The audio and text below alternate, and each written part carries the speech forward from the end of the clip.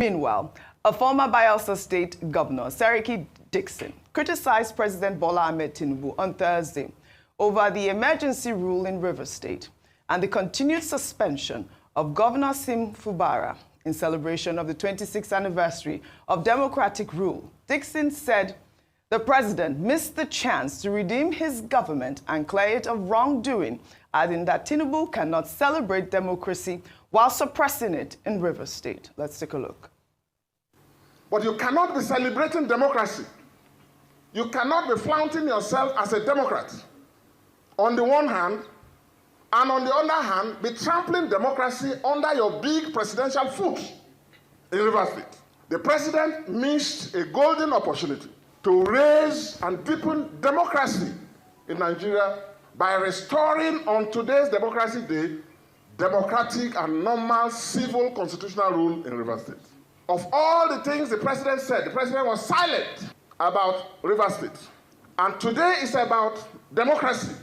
It's not because of Fubara's nationality. It's not about Fubara's party, if he has any. And these days, you can't even be sure which party people belong to. But these are issues about respecting the democratic rights of the people of Rivers State under the Constitution.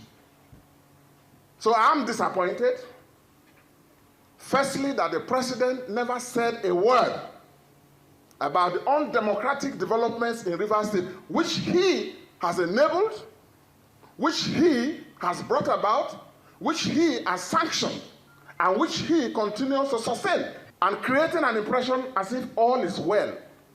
No. As long as any part of Nigeria is under military rule, democracy is endangered in Nigeria as a whole. Rufai, I think Dickson there is on point. Very, very on point. In fact, more than on point. And we've always said this. President Tinubu claims he's a Democrat. But are some of the things he has done, are they democratic in nature? No. The state of emergency is one, and it's a dark spot. But on the flip side, you still saw Fubara going to visit him and say, Daddy, you're to him.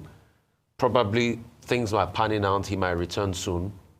But the fact that that was done in the first place is a blight on this country. Because if I remember correctly, the same President Tinubu did make his voice heard when Olusegun Obasanjo did the same. In fact, the argument then was the reason why Olusegun Obasanjo could do the same was because he had a military past. Then Goodluck Jonathan also did the same, but not at this level of removing the governor. And people argued. And now President Tinubu, that is totally civilian, has also done the same. So Seriake Dickson is 100% correct. The loud omissions, people like Sowore. Sowore was a man that used his youth to fight for this country and fight for deepening democracy. Sowore is about 54 today, he was about 22 years of age then, right, where he was fighting. The likes of Dele Momodu that had to run, the likes of Kayode Fayemi, the likes of the entire crew of Kudirat Radio. Right. Speaking about Sowore, what about his thoughts about, defending free speech? Because, Sowore has been one of those huge critics of this administration. What did you make of the president's comment about the right to free speech? The president can talk. There's a difference between speech and action.